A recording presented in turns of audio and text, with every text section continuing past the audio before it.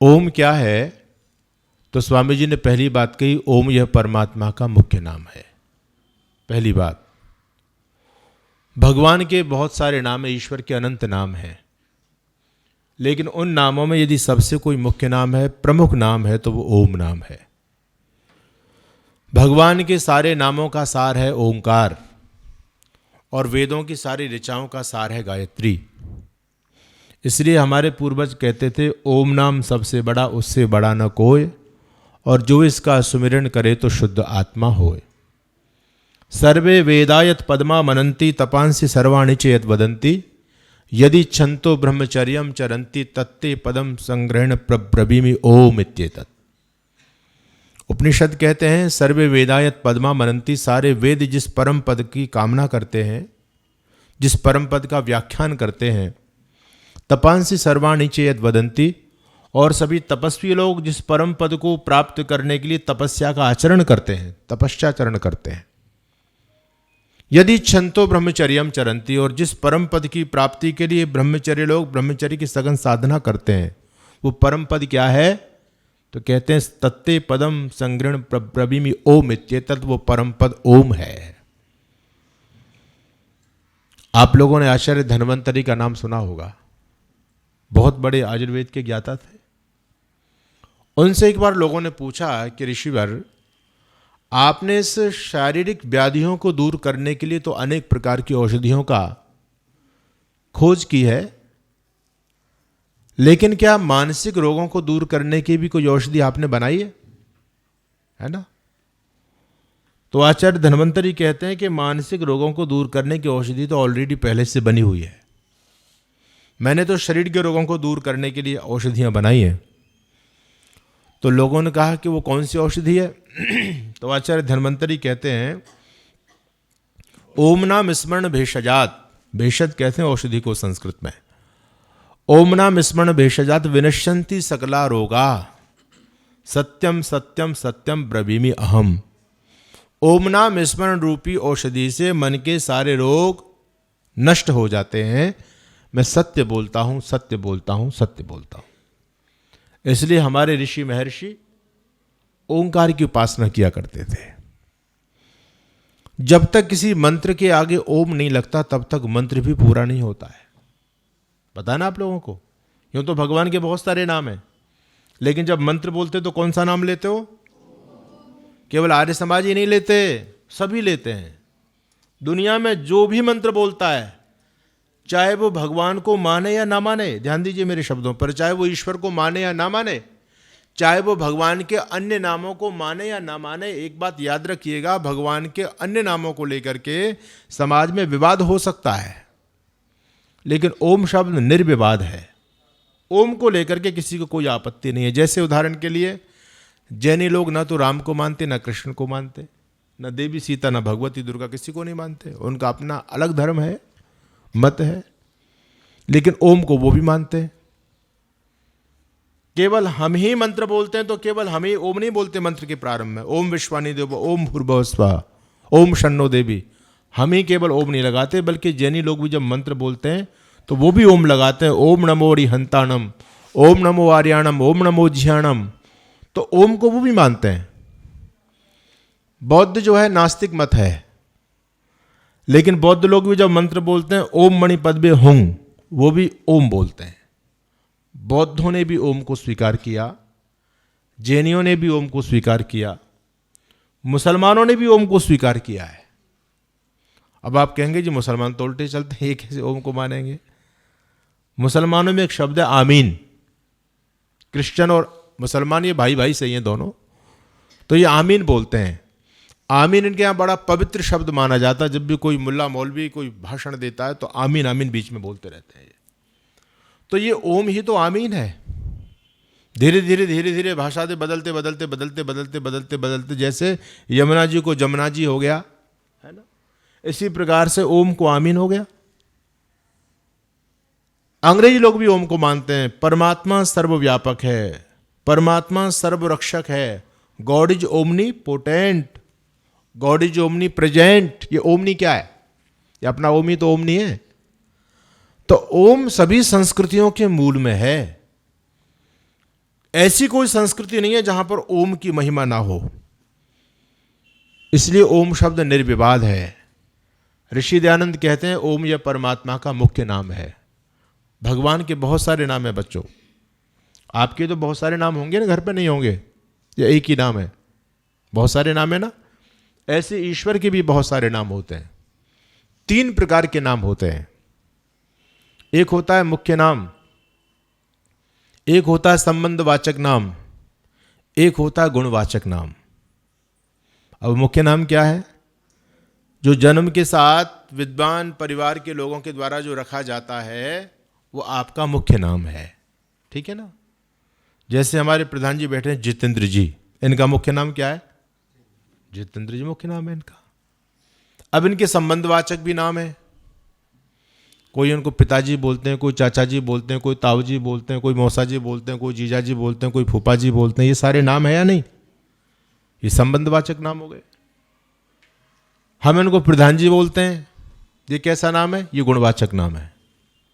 उनके अंदर वो क्वालिटी है। अब ये प्रधान जी जाकर के कोर्ट में बहस करें तो नाम तो मुख्य नाम तो जितेंद्र है, लेकिन लोग उनको वकील साहब भी बोलेंगे। पढ़ाएंगे तो लोग मास्टर साहब बोलेंगे, ठीक है। आर्य समाज को देखते हैं, यहाँ की व्यवस्थाओं को तो लोग प्रधान जी बोलते हैं, है ना। विद्यालय में जाएंगे तो लोग मैनेजर साहब बोलेंगे, बोलेंगे नहीं बोलेंगे? आदमी एक है लेकिन आदमी के नाम कितने हो गए? बहुत सारे। जैसे जैसे व्यक्ति का काम वैसा वैसा व्यक्ति का नाम। बात समझ में आ रही है आपके? नहीं आ रही?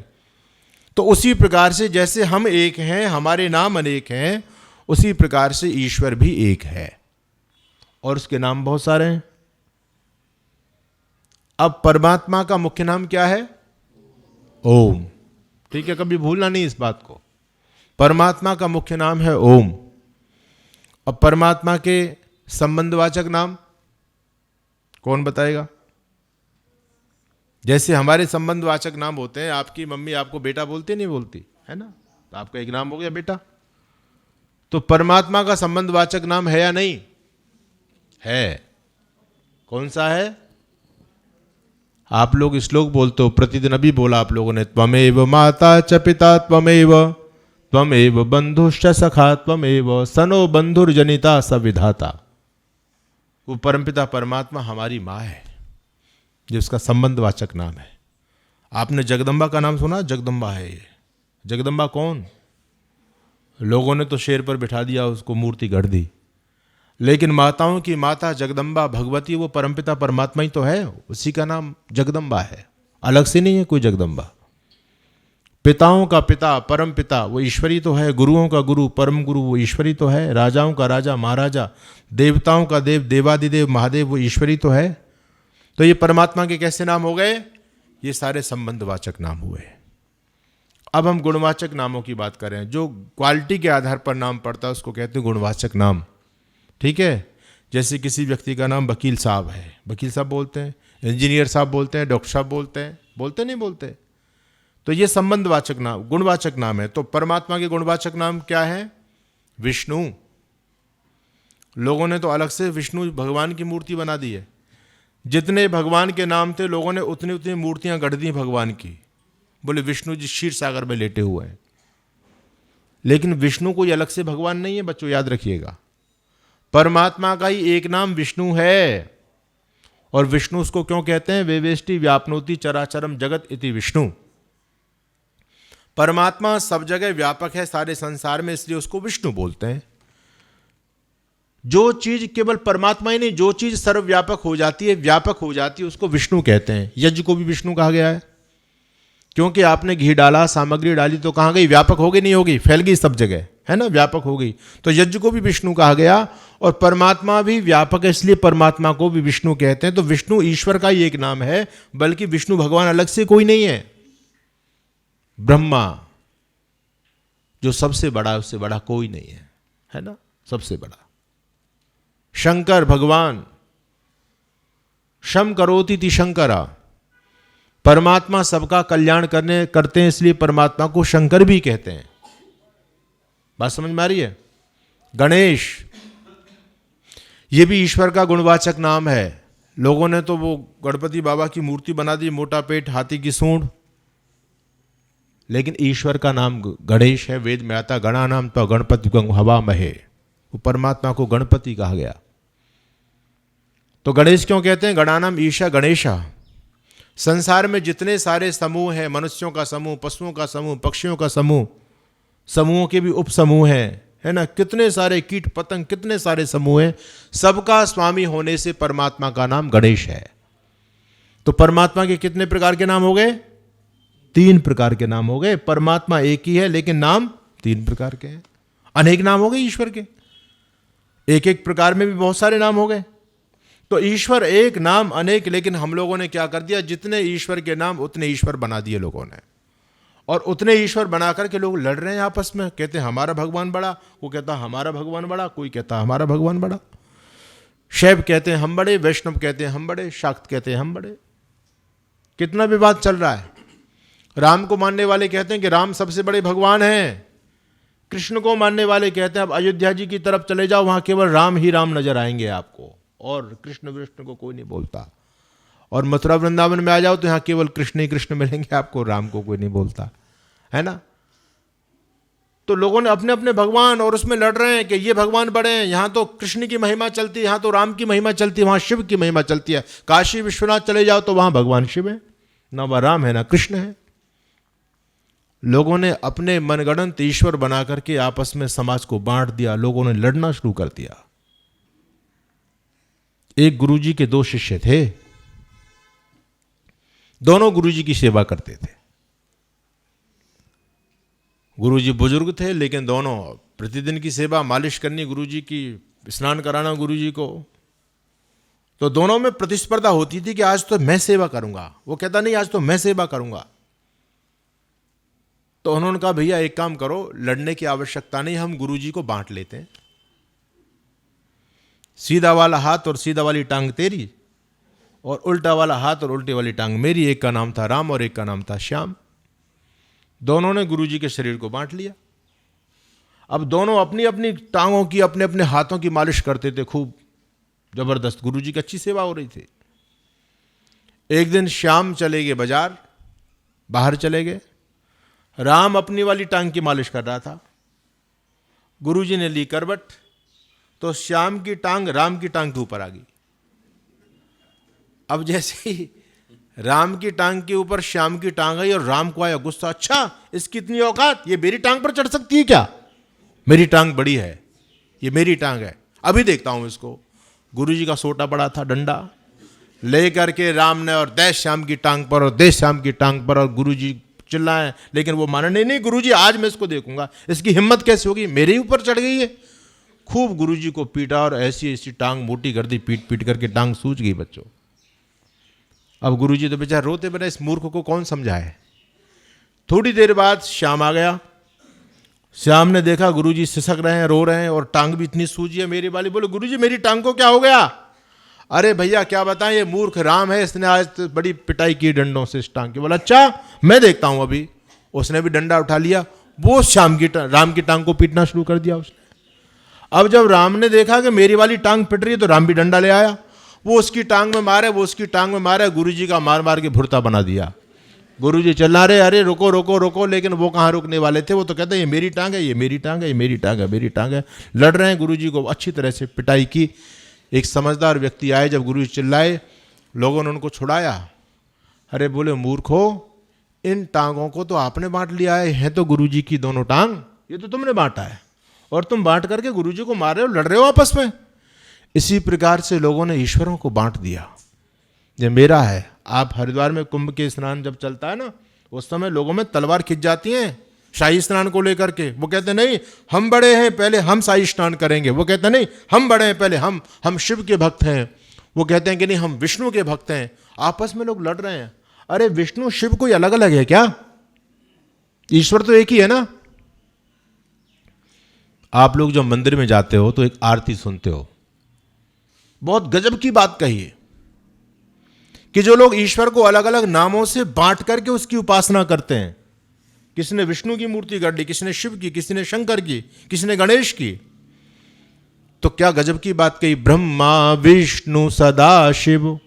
आगे बोलो आप लोग, याद है तो।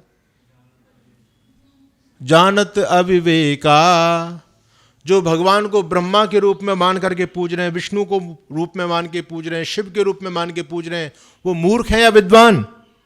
बोलो कौन है? अविवेकी हैं। आप ही लोग बोल रहे हो। ब्रह्मा विष्णु सदाशिव जानत अविवेका, जो उसको भिन्न भिन्न नामों से जान रहे हैं, उसकी पूजा कर रहे हैं, वो अविवेकी लोग हैं, वो मूर्ख लोग हैं। ओंकार के मध्य ये तीनों एका, ये एक ही ओंकार के तीन नाम है, उसी से निश्रित हुए हैं, अलग अलग नहीं है ये। अब आरती तो हम खूब गा रहे हैं, लेकर उस पर कोई विचार नहीं कर रहा है और लड़ रहे हैं आपस में। तो ऋषि दयानंद जी महाराज ने कहा ओम यह ईश्वर का मुख्य नाम है। पहली बात, क्या बात समझ में आई आपके? ओम यह परमात्मा का, बच्चों राम भी ईश्वर का ही नाम है। राम दो हुए, एक तो अयोध्या वाले राम दशरथ जी के पुत्र, वो तो महापुरुष थे, वो ईश्वर नहीं थे, है ना, वो हमारे महापुरुष हैं, हम उनको भगवान बोलते हैं। देखो भगवान और ईश्वर में अंतर करना सीखो। लोग मेरे से भी कहते हैं स्वामी जी आप तो उनको भगवान बोलते हैं। मैंने कहा हाँ तो भगवान थे, इसमें क्या दिक्कत है, लेकिन ईश्वर नहीं थे। ईश्वर वो है जो सारे संसार को बनाने वाला है। ऋषि दयानंद जी महाराज कहते हैं ईश्वर की क्या गजब की परिभाषा ऋषि देते हैं। स्वामी जी ने लिखा जो सब जगत के उत्पन्न होने से पूर्व वर्तमान था वो ईश्वर है ना। जगत बनानी उससे पहले ईश्वर है, वो ईश्वर है, उसने संसार को बनाया। अब जो हनुमान जी को ईश्वर मान रहे हैं, अब बताओ हनुमान जी से पहले जगत था या नहीं, संसार था या नहीं? हनुमान जी तो बाद में, संसार तो पहले बन गया, इसका मतलब संसार को बनाने वाला तो दूसरा है ना। कृष्ण जी से पहले संसार था या नहीं? राम जी से पहले संसार था या नहीं? इसका मतलब ये ईश्वर नहीं है। ईश्वर कौन है? जो सब जगत के उत्पन्न होने से पूर्व वर्तमान है। ये सभी महापुरुष हैं, इनको भगवान बोलते हैं। भगवान मतलब महापुरुष, महापुरुषों को ही भगवान बोलते हैं। जिनके अंदर गुणों का अतिशय हो जाता है उनको भगवान कहना लोग शुरू कर देते हैं। जैसे भगवान महावीर महापुरुष थे, वो भगवान संसार को बनाने वाले थोड़े थे। भगवान बुद्ध, भगवान शंकराचार्य, भगवान दयानंद लोग बोलते हैं। और आपने देखा है कि कोई गरीब व्यक्ति हो और आप उसकी मदद कर दो तो वो कहता है साहब आप तो मेरे भगवान हो। इसका मतलब आप दुनिया को बनाने वाले हो क्या? उसने आपको भगवान कह दिया। तो भगवान और ईश्वर में अंतर है। तो अयोध्या के राजा दशरथ जी के सुपुत्र श्री राम जो आदर्श महापुरुष हैं, हमारे आदर्श हैं, उनका भी नाम राम है और एक ईश्वर का भी नाम राम है, जो सब में रमा हुआ इसलिए उसको राम कहते हैं। तो वेद से लोक में नाम आए हैं, याद रखिएगा। आज रामभद्राचार्य जैसे लोग अपने आप को बहुत बड़े विद्वान कहते हैं, पर अभी समझ नहीं है उनके पास में। वो तो कहते हैं मैं वेद के हर मंत्र से राम कथा कर दूंगा। अरे भले आदमी, वेद पहले या राम पहले, ये बताओ। अभी कह रहे हैं कि हर एक जो है ना वेद की ऋचाओं से राधा शब्द निकल रहा है। राधा वेद में कहां से आ गया? राधा भागवत में कहां से आ गया? बोले हर भागवत के श्लोक से राधा निकल रहा है। हर एक भागवताचार्य कहता है कि भागवत में कहीं राधा शब्द है ही नहीं, लेकिन रामभद्राचार्य कहते हैं मैं हर एक श्लोक से निकाल दूंगा। भाई कहां से निकाल दोगे तुम? बेकार के पब्लिक को मूर्ख बना रहे हो। तो समझने वाली बात यह है कि राम वेद में था। जैसे आजकल बच्चों के नाम रखते हैं नहीं सभी, तो कैसे रखते हैं लोग? हमारे पास भी फोन करते हैं गुरुजी नाम बताओ कुछ अच्छा सा बच्चे का। करते नहीं करते? आजकल सब गूगल से पूछते हैं, गूगल पर सर्च करते हैं भाई कौन सा नाम अच्छा है। ढूंढते हो नहीं ढूंढते हो? तो पहले गूगल नहीं था, पहले वेद होते थे, लोग वेदों को पढ़ते थे, वेदों के विद्वान होते थे। तो उसमें ढूंढते थे भाई कौन सा नाम अच्छा जो मैं अपने बच्चे का नाम रखूं। वेद से लेते थे लोग नाम। तो वेद में राम शब्द आया। दशरथ जी को लगा भाई ये नाम तो बहुत अच्छा है, तो हम तो अपने बच्चे का नाम राम रखेंगे। वेद में कृष्ण शब्द आया, बोले ये शब्द बहुत अच्छा है, तो हम तो अपने बच्चे का नाम कृष्ण रखेंगे। ये वेद से लोक में राम शब्द आया है, कृष्ण शब्द आया है, ना कि लोक से वेद में गया है। समझने वाली बात है।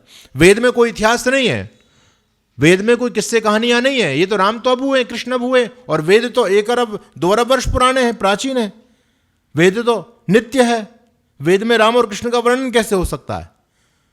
तो ईश्वर जिसका प्रतिपादन वेद में किया गया, तो महर्षि दयानंद वेद मंत्रों के आधार पर कहते हैं ओम यह परमात्मा का मुख्य नाम है। पहली बात क्या कही? मुख्य नाम है। दूसरी बात निज नाम है। बड़ी विचित्र बात है। निज नाम का मतलब समझ में आता है? निज नाम है, बड़ी गहरी बात है ये। ओम ही परमात्मा का निज नाम है, बाकी और परमात्मा के निज नाम नहीं है। अब निज नाम क्या होता है? निज नाम होता अपना नाम। आप लोगों के जो नाम हैं, है ना, हमारे सुमित जी बैठे हैं, प्रधान जी बैठे हैं, आप सभी बैठे हैं, जो आपके जो नाम है ये आपके निज नाम है क्या? बताओ हाँ या ना। अरे कुछ मुड्डी मुड्डी हिलाओ, हाँ ना तो बोलो। निज नाम है? निज नाम है या दूसरों के द्वारा दिए गए हैं? तो निज नाम कहां से हो गया आपका? ये तो दूसरों के द्वारा दिया गया है। ये निज नाम नहीं है, ये तो दूसरों के द्वारा दिए गए। निज नाम आपका नहीं हो सकता। ये तो गुरु जी ने दिया, माता जी ने दिया, पिताजी ने दिया। लेकिन जो ओम परमात्मा का नाम है, ये भी किसी ने परमात्मा को दिया है क्या? ये निज नाम है ईश्वर का। ओम ही ईश्वर है। और आपको मैं एक गंभीर बात बता दूं, तो आज पूरा साइंस इस बात को मान रहा है। इस संसार में दो प्रकार की ध्वनि होती हैं, दो प्रकार के नाद होते हैं। एक अनहद नाद और एक होता आहत नाद। अनहद और आहत। आहत नाद किसे बोलते हैं? जो ध्वनि टकराव से पैदा होती है उसको कहते हैं आहत नाद, और जो बिना टकराव के पैदा होती है वो होती है अनहद नाद, है ना। क्या दुनिया में कोई ऐसी भी ध्वनि है जो बिना टकराव के पैदा होती है? बोलो जी। तो ये टकराव से पैदा नहीं हो रहा क्या? आप ओम बोल रहे हो तो आपकी हवा मुंह में टकरा रही है, नहीं टकरा रही है? तो ये तो टकराव से पैदा हो गया। दुनिया की कोई ध्वनि, दुनिया की कोई भी ध्वनि अनहद नहीं हो सकती। बात समझ में आ रही है आपकी? नहीं आ रही? आप जो भी, मैं आपके बीच में शब्द बोल रहा हूं, ये शब्द अनहद है या आहत है? आहत है ना। ये बच्चे भी समझ गए इस बात को, क्योंकि ध्वनि टकरा रही है। कभी मैं कोई शब्द बोलता हूं तो जिब्या तालू में टकराती है, कभी दंतमूल में टकराती है, कभी मूर्धा में टकराती है ना, तब जाकर के हवा निकलती है। हम जो भी शब्द बोलेंगे वो सारे अनहद आहत नाद हैं। लेकिन दुनिया में एक अनहद नाद है जिसको आज की भाषा में कहते हैं यूनिवर्सल साउंड। ऋषि कहते हैं जिसको स्फोट, वो किसी से बनाया नहीं है, वो बिना ध्वनि के निश्रित हो रहा है। हम और आप जो ओम बोल रहे हैं ना, ये तो आहती है भाई। आपने जो ओम बोलो, चाहे राम बोलो, चाहे कृष्ण बोलो, चाहे गाली दो, ये तो उसी प्रोसीजर से निकलेगा, नहीं निकलेगा। लेकिन हम जो ओम बोल रहे हैं ये उसी ओम की ओर संकेत कर रहा है कि वो जो ओम है उसको हम नहीं बोल सकते, उसको हम तो बोल ही नहीं सकते। वेद का मंत्र भी कहता है कि 4 प्रकार की वाणी, उसमें से जो है ना तुरियम वाचा मनुष्य वदंती, चतुर्थ प्रकार की वाणी लोग बोलते हैं, 3 प्रकार की वाणी तो निश्रित होती नहीं है। तो आप जो ओम बोल रहे हैं ये आप बता रहे हैं कि वो ओम है, आप उसकी तरफ संकेत कर रहे हैं, लेकिन वो यूनिवर्सल साउंड है ओम। आज नासा के वैज्ञानिक इस बात को कह रहे हैं कि इस दुनिया में, इस ब्रह्मांड में एक साउंड सुनाई दे रहा है जो पूरी तरह से नेचुरल है। वो क्या है? ओम। ये कोई वहां कोई आर्य समाजी लोग नहीं बैठे, वो क्रिश्चियन लोग हैं सारे के सारे, वो भी इस बात को मान रहे हैं। ओम यह परमात्मा का निज नाम है, ये पैदा नहीं हुआ, ओम ही ईश्वर है।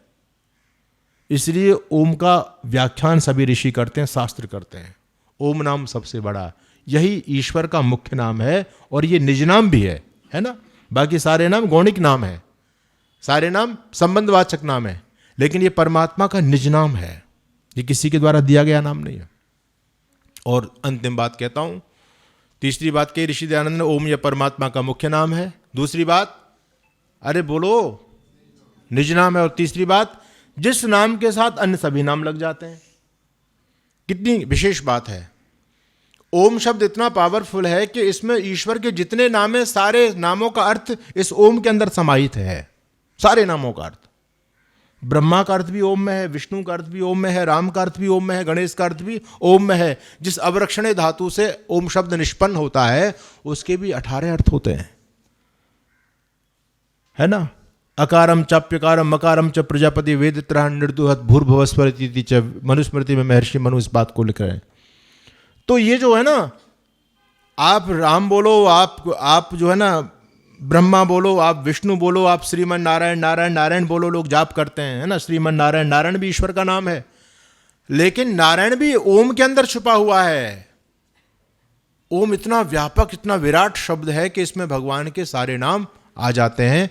तो ऋषि दयानंद सरस्वती कहते हैं, जिस नाम के साथ अन्य सभी नाम जुड़ जाते हैं, एक है साध है सब सद है, सब साध है सब जाए, उस एक को पकड़ लो जिसमें सब कुछ समाहित है, और वो ओंकार तत्व है। 100 से अधिक देशों में देखा जाने वाला भारतीय संस्कृति और ऋषियों द्वारा दिए गए ज्ञान व संस्कारों को समर्पित आर्य विचारों का प्रचार करने वाला विश्व का एकमात्र सबसे बड़ा चैनल वैदिक प्रचार।